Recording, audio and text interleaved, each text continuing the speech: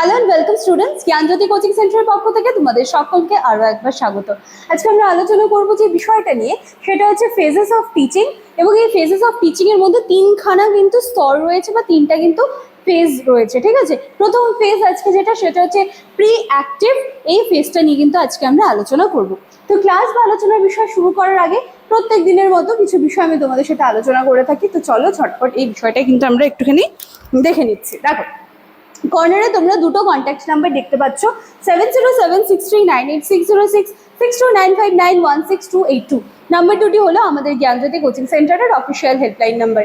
যে কোনো একটি নাম্বারে কল করে তোমরা কিন্তু ঝটপট আমাদের সাথে যোগাযোগ করে নিতে পারো। সোম থেকে শনিবারের মধ্যে অফিস আওয়ারে কল করবে।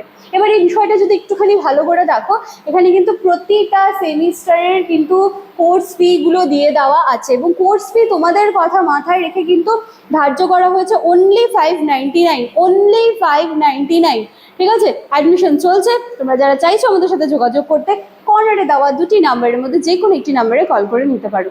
চলো এবার আমরা আলোচনার বিষয়ে ফিরে আসছি। দেখো কি এটা হচ্ছে প্রি অ্যাক্টিভ ফেজ। মানে কি বলছে, শিক্ষাদানের পুরো প্রক্রিয়াকে তিনটা ধাপে ভাগ করা যায়।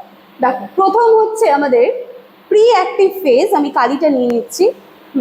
প্রথম হচ্ছে আমাদের প্রি অ্যাক্টিভ, তারপরে আসে ইন্টারঅ্যাক্টিভ, এবং শেষ যে স্তর সেটা হচ্ছে পোস্ট অ্যাক্টিভ, ঠিক আছে। তো এর মধ্যে প্রি অ্যাক্টিভটা কি, এটা হচ্ছে শিক্ষাদানের প্রথম ধাপ।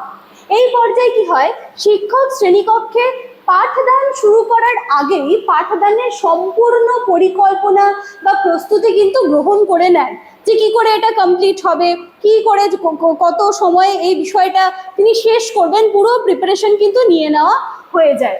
অর্থাৎ এটি হলো শিক্ষাদানের একটা প্ল্যানিং ফেজ, যেখানে শিক্ষক কিভাবে, কি বিষয়ে, কোন পদ্ধতিতে, কত সময়ের মধ্যে শেখাবে, সমস্তটা কিন্তু নির্ধারণ হয়ে যায়। হয় না, কোনো একটা চ্যাপ্টার দেখো একদিনে তো সেটা পসিবল, মানে শেষ করাটা কিন্তু পসিবল হয় না, ঠিক আছে। সেই ক্ষেত্রে দেখা যাচ্ছে 2 দিন বা 3 দিন লেগে যাচ্ছে। তো যখন এই চ্যাপ্টারটা শুরু হবে, তার আগেই কিন্তু টিচার সেটা ঠিক করে নেবেন যে সেটা কত সময়ের মধ্যে তিনি সেটাকে কমপ্লিট করবেন, বা সেটাকে কি কি পড়াবেন, সেখানে কি কি টেকনিক্সগুলো অ্যাপ্লাই করবে। তো এটাই হচ্ছে সেই ফেজ। এবার দেখো অর্থ ও গুরুত্ব কি বলা হচ্ছে। প্রি অ্যাক্টিভ শব্দ অর্থ কি, বিফোর অ্যাকশন, অর্থাৎ শিক্ষাদান শুরুর হওয়ার আগের কাজ। তো এই ধাপে শিক্ষক শিক্ষার্থীদের প্রয়োজন, তাদের লক্ষ্য, তাদের মানসিকতা এবং পরিবেশ বিবেচনা করে কিন্তু একটা পাঠ পরিকল্পনা তৈরি করবেন। এই পাঠ পরিকল্পনা তৈরি করে নেওয়াটা কিন্তু খুব ইম্পর্টেন্ট একটা বিষয়, ঠিক আছে। সফল শিক্ষাদানের জন্য এই ধাপটা সবচেয়ে গুরুত্বপূর্ণ, কারণ যদি পরিকল্পনাটি পরিষ্কার ও সঠিকভাবে নির্ধারিত হয়, তবে পরবর্তী দুই ধাপ মানে ইন্টারঅ্যাক্টিভ ফেজ আর পোস্ট অ্যাক্টিভ ফেজ, এই দুটো কিন্তু স্মুথলি তখন যেতে থাকে, ঠিক আছে। যার জন্য বলা হচ্ছে এই যে ধাপটা রয়েছে প্রি অ্যাক্টিভ, এটাই কিন্তু খুব ভালো করে কার্যকর করাটা প্রয়োজন রয়েছে। এরপরে চলে আসে এর উদ্দেশ্য কি। দেখো, পাঠদানের স্পষ্ট লক্ষ্য নির্ধারণ করা। তার মানে কি, শুরুতেই বললাম কিভাবে পড়াবো, কত সময় শেষ হবে, কোন পদ্ধতি আমি অবলম্বন করব, সেটা পাঠদানের একটা স্পষ্ট লক্ষ্য নির্ধারণ করা থাকবে। শিক্ষার্থীর প্রয়োজন ও আগ্রহ বুঝে বিষয়বস্তু নির্বাচন করতে হবে, যে তারা কিভাবে পড়তে চাচ্ছে, তারা কিভাবে জানতে চাচ্ছে, বা কোন বিষয়টা তারা শিখতে চাচ্ছে, এই বিষয়টা দেখতে হবে। পাঠদানকে সহজ ও আকর্ষণীয় করার জন্য উপযুক্ত পদ্ধতি, মাধ্যম এবং কার্যকলাপ কিন্তু এখানে ঠিক করে রাখা হয়, এবং শ্রেণীর সময় ব্যবস্থাপনা ও ধাপ অনুযায়ী এক একটা কার্যক্রমকে সাজানো হয়। যে ধরি যে আমাকে কোনো একটা বিষয়ের ক্লাসের জন্য কিছু একটা সময় আমাকে ধার্য করে দিল, এবার এই সময়ের মধ্যে আমাকে পড়াতেও হবে, সেই বিষয়টাকে আমাকে বাচ্চাদের সামনে আকর্ষণীয় করে তুলতে হবে, সেখানে ভালো ভালো টেকনিক্স অ্যাপ্লাই করতে হবে, যাতে জিনিসগুলো যেন তাদের কাছে একঘেয়ে না হয়। তাহলে এই জায়গাগুলো পাওয়া যাচ্ছে। দেন কি মূল কার্যাবলী বলা হচ্ছে, লক্ষ্য উদ্দেশ্য নির্ধারণ। বলছে শিক্ষক প্রথমেই নির্ধারণ করেন যে পাঠ শেষে শিক্ষার্থীরা কি শিখবে। যেমন শিক্ষার্থীরা যদি কমিউনিকেশন এই অধ্যায়টি পড়ে, তাদের লক্ষ্য কি হবে, তারা যেন যোগাযোগের সংজ্ঞা, উপাদান বা প্রকার সমস্ত দিকটা যেন তারা জানতে পারে বা শিখতে পারে। এরপর দেখো কি, বিষয়বস্তু নির্বাচন ও বিন্যাস। পাঠের বিষয়বস্তু শিক্ষক এমনভাবে নির্বাচন করবেন যাতে তা শিক্ষার্থীর মানসিক ও বৌদ্ধিক স্তরের উপযুক্ত হয়। সেই ক্ষেত্রে তারপর তিনি বিষয়বস্তুকে এক এক করে সাজাবেন, যেমন সহজ থেকে সেটা আস্তে আস্তে জটিলের দিকে যাবে, পরিচিতর থেকে অপরিচিতের দিকে যাবে। মানে কি বলছে দেখো, পাঠের বিষয়বস্তুটা শুরুতেই তো আমরা কঠিন বিষয় বাচ্চাদেরকে কখনো শেখাই না। আমরা বলি না যে আচ্ছা এর আগের চ্যাপ্টারে কিন্তু আমরা পড়ে আসছি জিনিসগুলো, তাহলে এবার দেখি যে পরের চ্যাপ্টারে আর নিত্য নতুন কোন বিষয়গুলো আমাদের শেখানো হচ্ছে। ঠিক আছে, তারপরে কি হয়, শুরুর দিকে মনে করো সহজ সহজ অঙ্কগুলো দেওয়া হয়, তখন দেখা যাচ্ছে যে আমরা সেই অঙ্কের সেই যে প্যাটার্নে তারা অভ্যস্ত, তখন আস্তে আস্তে একটা দুটো করে কঠিন কঠিন বিষয়গুলো কিন্তু তাদেরকে দিয়ে দেওয়া হয়। তো এটা হচ্ছে সেই বিষয়। তারপর হচ্ছে শিক্ষণ পদ্ধতি নির্বাচন।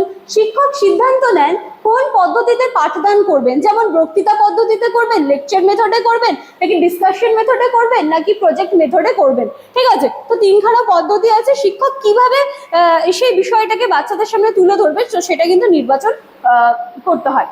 তারপর কি শিক্ষণ সহায়ক উপকরণ নির্বাচন, বলা হচ্ছে বোর্ড, চার্ট, মডেল, ছবি, ভিডিও, প্রজেক্টর, এইগুলো সমস্ত ধরনের এক একটা উপকরণ এবং সেটাকে কিভাবে ব্যবহার করা যেতে পারে তো যাতে আমাদের পাঠটা আরো আকর্ষণীয় হয়।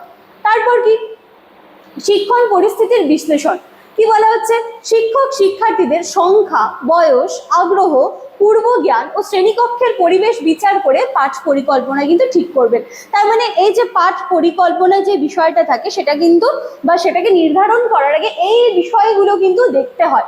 ঠিক আছে, তারপরে হচ্ছে মূল্যায়নের পরিকল্পনা। এবার শিক্ষার্থীরা কতটা শিখেছে এবার তো আমাকে সেটা যাচাই করতে হবে। তাহলে যাচাই করার জন্য শিক্ষক মূল্যায়নের ধরন ঠিক করবেন। কিভাবে যাচাই করবো, আমি মৌখিক প্রশ্ন জিজ্ঞেস করবো, মৌখিক পরীক্ষা নেব, নাকি ছোট ছোট কিছু পরীক্ষা নিয়ে থাকবো, নাকি তাদেরকে আমি ভালোভাবে অবজার্ভ করব। ঠিক আছে, এই জায়গাটা। এরপরে চলো কি আছে, আচ্ছা তো এতখানি ছিল। চলো উদাহরণটা একটুখানি বলে দিচ্ছি। দেখো, যে একজন শিক্ষক যদি মোটর সাইকেল পড়াতে চান তাহলে কি হবে, তিনি আগে পাঠের লক্ষ্য নির্ধারণ করবেন এবং তাদের সামনে একটা ছবি তুলে ধরবেন, কিছু ভিডিও ক্লিপ রাখবেন এবং শিক্ষার্থীদের বোঝার স্তর অনুযায়ী প্রশ্ন তৈরি করবেন। যে মনে করো যে একবারে পুরো চ্যাপ্টারটা পড়ানো হলো না, প্রথমে দুটো চ্যাপ্টার পড়ানো হলো, কতটা কি বুঝলো সেই অনুযায়ী চলো একটা ছোট্ট পরীক্ষা নিয়ে নিচ্ছি, দেন নেক্সট দিনে আবার সেই অধ্যায় থেকে আরো দুটো পেজ আমি শুরু করলাম পড়ানো, তো সেটা হয়ে গেল, আবার ছোট্ট একটা পরীক্ষা নিয়ে নিচ্ছি। তো ঠিক আছে, এটাই হচ্ছে সেই বিষয়টা। তো এই ছিল আজকের আমার ক্লাস বা আলোচনার বিষয়। তিনখানা ফেজ কিন্তু আমি সুন্দরভাবে আলোচনা করে দিয়েছি, কেউ কোনো একটা ফেজকে স্কিপ করে নেক্সট ফেজে কিন্তু যেও না, তিনটা পরপর ভিডিও সুন্দরভাবে চ্যানেলে পেয়ে যাবে, তিনটা কিন্তু সেইভাবেই তোমরা দেখবে। এই ছিল আজকের ক্লাস বা আলোচনার বিষয়। আশা করছি ফেজেসগুলো আমি কিন্তু তোমাদের ক্লিয়ার করতে পারছি। দেখা হচ্ছে নেক্সট দিনের ক্লাসে। Thank you.